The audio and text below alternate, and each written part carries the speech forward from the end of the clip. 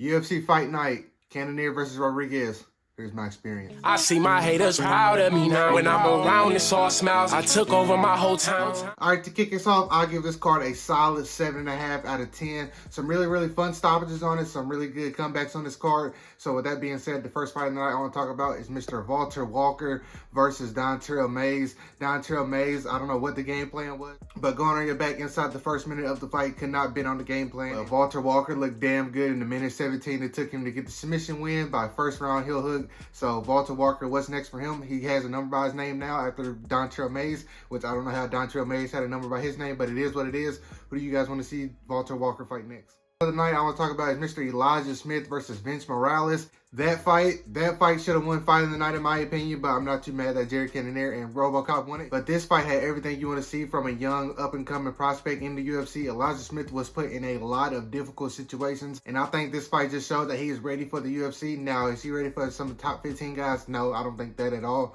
But him getting out of some of them submissions that he was in, it was very tight that he was able to secure. I feel like it was a very good sign for Elijah Smith going into the UFC, and I feel like it's better to have these type of fights early in your career rather than later. What do you guys think about Elijah Smith's UFC debut? Let me know. After that fight, we had Mr. Gabriel Bonfim versus Chaos Williams. Gabriel Bonfim pretty much just outclassed Chaos Williams everywhere. It was really just a jab and a leg kick, and Chaos Williams could not get a read on it. And that is what it is. And then Chaos Williams just went to sleep, which I'd rather him go to sleep than tap out. But Chaos Williams, I don't know what's next for him. He just couldn't get his offense going, and he just couldn't find Gabriel Bonfim to hit him. And Gabriel Bonfim looked absolutely fantastic in this fight. Who do you guys want to see Bonfim fight next? Last prelim fight I want to talk about is Mr. Jose Delgado versus Connor Matthews, another Dana White Contender Series alum, making a very impressive debut. First round finish over Connor Matthews, where he was dominated pretty much the entire fight besides the takedown. He gave up his back for like a minute of the first round. Jose Delgado, that is how you make a UFC debut, and I cannot wait to see what he does next. Open up the main card, we had Mr. Andre Petroski versus Rodolfo Vieira. This fight was kind of I mean, it was a pretty one-sided decision for Mr. Petroski. I mean, he was pretty much, I stay on his feet, I cannot point you on top of the feet,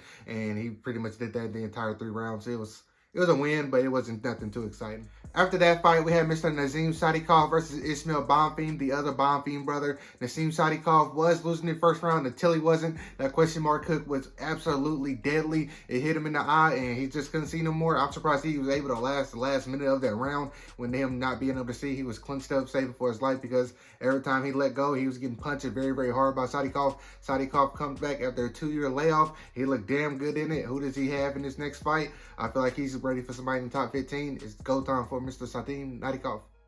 Fight after that, we had the golden boy Edmund Shabazian taking on Dylan Butka. I think Butka might be on his last straw in the UFC. He is on a 3-fight skid, including this fight, and I don't think he's been very competitive in any of them. The last time he was out before this fight, he kind of gassed out trying to wrestle the whole time. In this fight, he didn't have a chance to wrestle because Edmund Shabazian absolutely starched him inside the first round. Does Edmund Shabazian have another run in him, or a run in him? I don't think he's had a run yet in the UFC, but he did bounce back after his loss against Jiro Mirsar very impressively. But do you guys want to see the golden boy Edmund Shabazian come back against in 2025?